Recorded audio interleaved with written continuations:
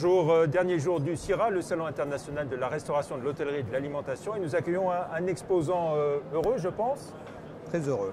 Christophe Guèze, des charcuteries Guèze. C'est une belle histoire aussi que cette entreprise née au cœur de l'Ardèche et qui a connu un développement ces dernières années assez impressionnant.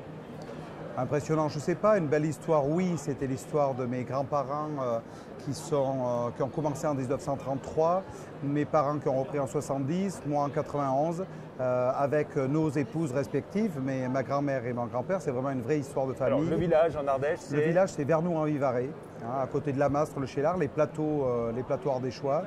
On a repris en 91 avec mon épouse, il y avait un magasin, quatre personnes, voilà.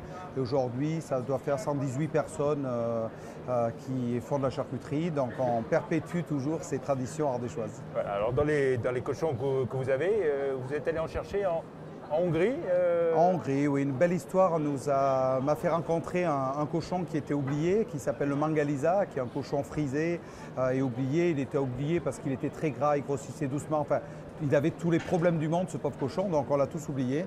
Et le hasard me l'a fait rencontrer. Aujourd'hui, avec ce cochon, on sort des pâtes extraordinaires. Voilà, et puis vous travaillez avec...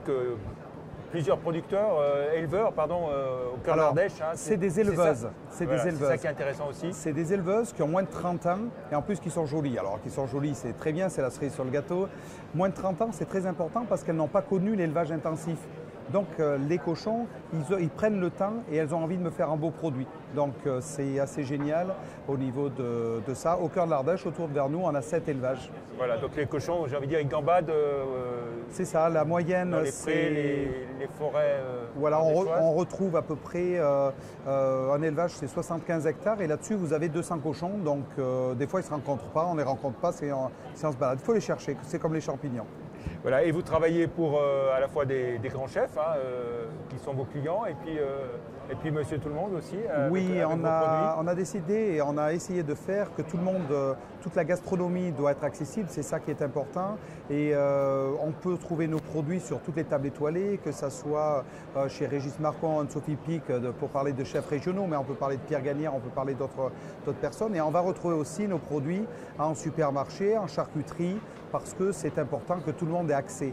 Après, ça va être l'origine des viandes, ça va être les taux d'affinage, mais le produit, n'importe où, on va donner le maximum de ce qu'on peut faire. La qualité, la qualité, la qualité. C'est tout à fait ça. Alors, on critique beaucoup souvent les charcuteries, on est à l'heure du vegan, etc., de tout ce qui est végétarien. Comment est-ce que vous défendez ces produits charcutiers, j'ai envie de dire. Ces produits charcutiers, c'est une histoire, c'est notre histoire de France. La charcuterie a commencé très longtemps. Après, c'est un ensemble de, je dirais presque de Lego qu'il faut mettre ensemble. Et il ne faut pas se tromper, il faut commencer par une belle base. Il faut tourner notre métier aujourd'hui, ce n'est pas de nourrir la planète avec la charcuterie, c'est de trouver du plaisir avec ça. Et le plaisir, on va le trouver quand vous avez un bon éleveur, quand vous avez un bon produit, avec des salariés qui sont fiers de faire ce travail, et puis une qualité qui est une qualité gustative. Après, on peut être vegan, on peut être tout ce qu'on veut, c'est de respecter l'un et l'autre.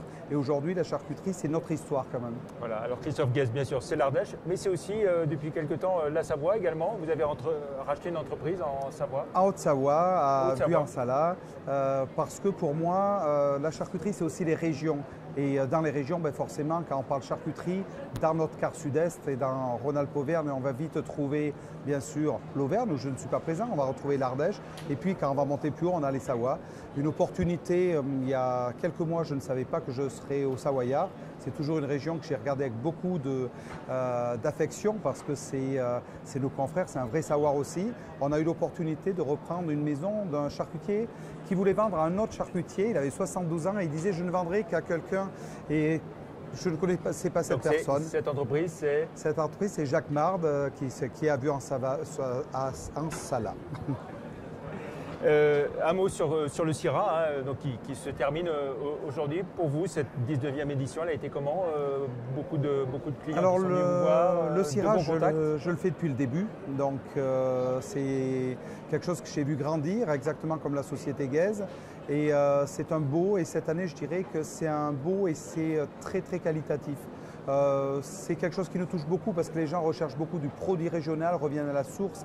Donc ça veut dire qu'on est dans la vérité et qu'on a depuis des années, on ne s'est pas trompé de métier en allant sur la qualité, encore une fois, qualité, on y est dedans. Voilà, donc une bonne édition du Syrah pour vous. Très bien, en tout cas ça avec va un dans mon stand sens. qui était très pédagogique, j'ai envie de dire. Oui, on a décidé de faire un stand pas comme les autres et de faire visiter. Vous savez, en Ardèche, on a des belles choses à l'extérieur, mais en Ardéchois, il faut le connaître à l'intérieur. Et on a appliqué ça sur notre stand. Il est beau à l'extérieur, mais il faut le découvrir par l'intérieur. Et voilà. Et puis pour finir, bien sûr, on a une pensée pour un Ardéchois qui nous a quittés. Oui, c'est peut-être la seule chose qui nous fait pleurer sur ce salon, parce qu'on voit beaucoup de sourires, tout ça, mais au fond, ça restera un salon qui sera triste pour nous, avec Florent dessus qui nous a quittés malheureusement il y a quelques mois, et on aurait tellement voulu qu'il soit là. On est triste de ce côté-là, mais on restera dans son esprit, on restera joyeux et on pensera à lui. Merci beaucoup Christophe Guest pour cet hommage à Florent Dessus. Merci, au revoir.